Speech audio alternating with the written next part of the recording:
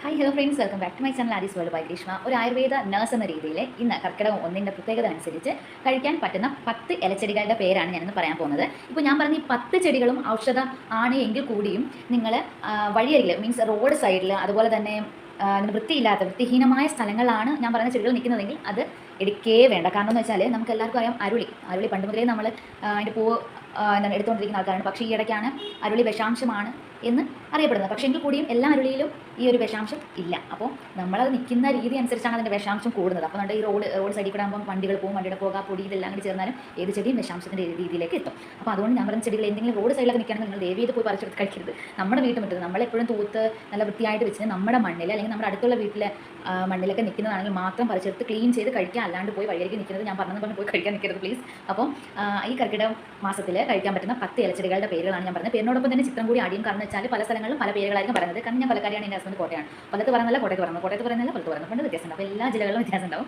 Okay, അപ്പോൾ നമുക്ക് എന്തായാലും ഒരുപാട് സംസാരിച്ച് വീഡിയോ ലോങ് ആക്കുന്നില്ല, അല്ലെങ്കിൽ ഞാൻ സ്പീഡ് ഇടേണ്ടി വരും. ഓൾറെഡി ഞാൻ പറയുന്ന സ്പീഡാണ്, അതിൻ്റെ ഇടയ്ക്ക് ഞാൻ എഡിറ്റ് ചെയ്യുമ്പോൾ സ്പീഡ് വിട്ടാൽ ഭയങ്കര പോകാം. അപ്പോൾ എന്തായാലും നമുക്ക് ചെടികൾ ഏതാണെന്ന് നോക്കാം. അതിൻ്റെ പ്രത്യേകത ജസ്റ്റ് ലൈറ്റ് ആയിട്ടൊന്ന് പറഞ്ഞു കേട്ടോ.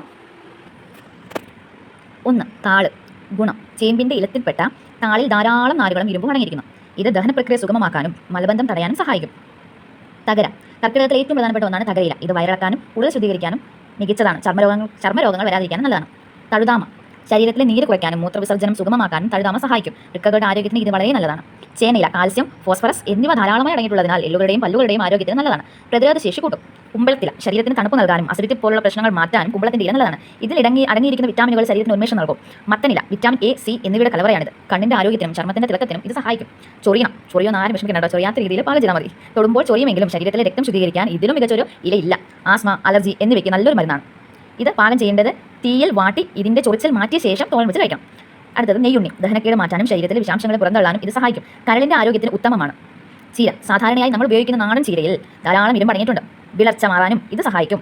അടുത്തത് വള്ളിപ്പയറിൻ്റെ ഇല. പ്രോട്ടീൻ ധാരാളമായി അടങ്ങിയിരിക്കുന്ന ഇലയാണിത്. ശരീരത്തിന് ആവശ്യമായ ഊർജ്ജവും നൽകാനും ക്ഷീണം മാറ്റാനും സഹായിക്കും.